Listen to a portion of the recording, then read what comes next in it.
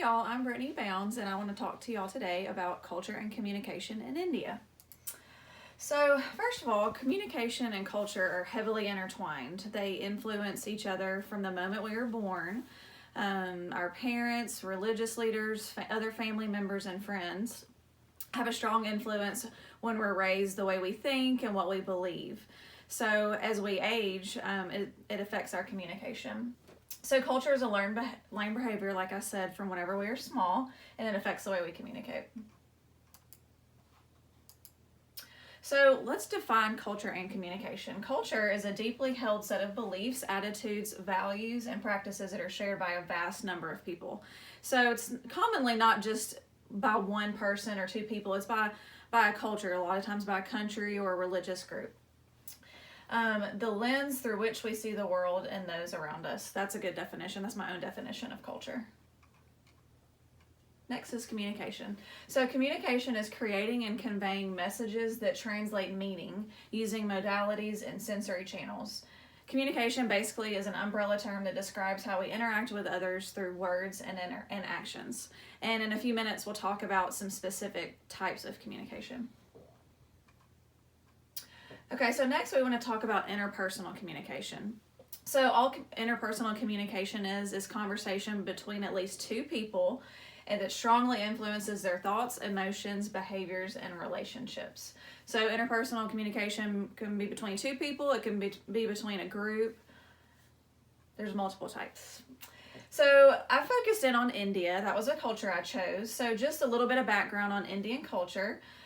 Family structure is of utmost importance. So it's typically patriarchal in nature, meaning that men have the stronger influence, that women are typically supposed to submit to their fathers, to their husbands, to their sons. Caste systems are implemented. I actually talked to one of the cardiologists that I work with today, and he was actually talking about how it's on its way out, but it's still implemented over there. And what the caste systems do is kind of classifies your social class, and it also has a large impact on occupations, marriages, and community groups. Karma is a very big part of the Indian culture, so they believe that whatever their actions do translates into their future in the current life or maybe in a future life to come.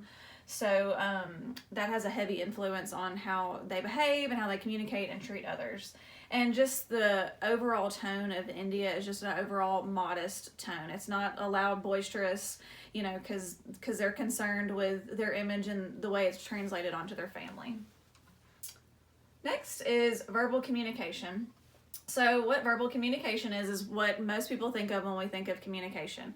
Verbal communication is the exchange of spoken words or written messages with others during conversations and interactions. Many dialects and languages are spoken in India because it's such a large country with a large population. Direct questions and confrontations are usually avoided due to their modest and polite culture that we just talked about a few minutes ago. So direct communication is usually reserved for close relationships, close friends, family members. Next is nonverbal communication. Nonverbal communication is the transmission of messages through an individual's unspoken behavior and body language. So nonverbal communication is sometimes what we pass off when we don't really realize we're communicating. Sometimes it can be facial expressions and whatnot. But specifically in India, a common form of greeting is to place the palms together in front of your chest and bow and say namaste. Another thing that's important in their culture is personal space. It's kind of an unspoken rule that you say about a hand width or arm's length away from them when talking and not getting close into their personal space. And then another nonverbal cue is pulling down on one's earlobe can show honesty, sincerity, or remorse. So it's just another nonverbal cue in their culture. So next we want to talk about 7 cultural influences on communication.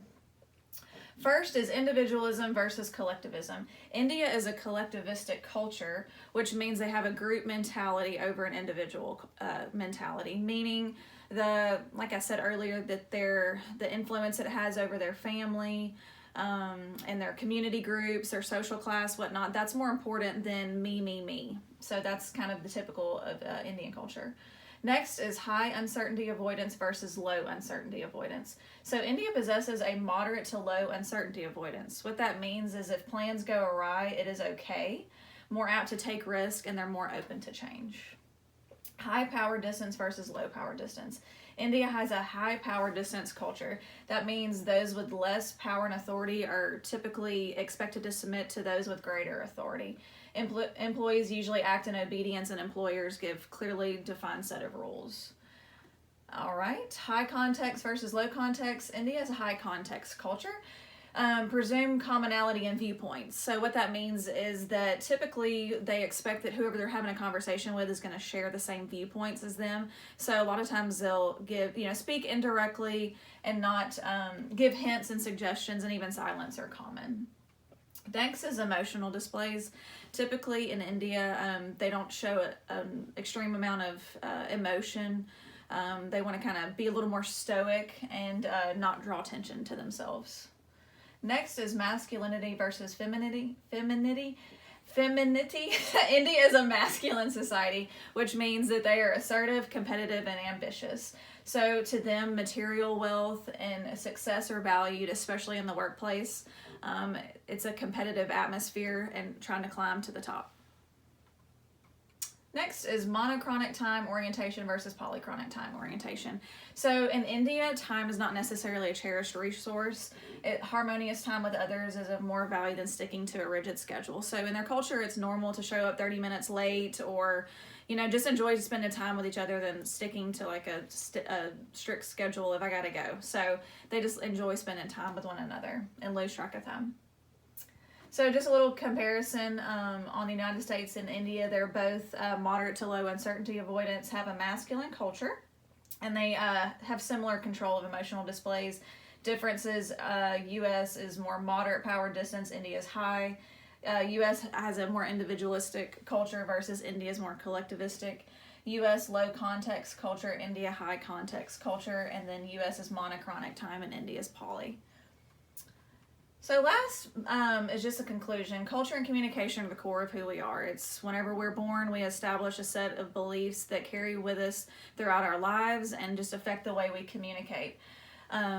So it's important to recognize that there are different types of cultures and to be respectful and show dignity and honor to all cultures, even if it's not like ours.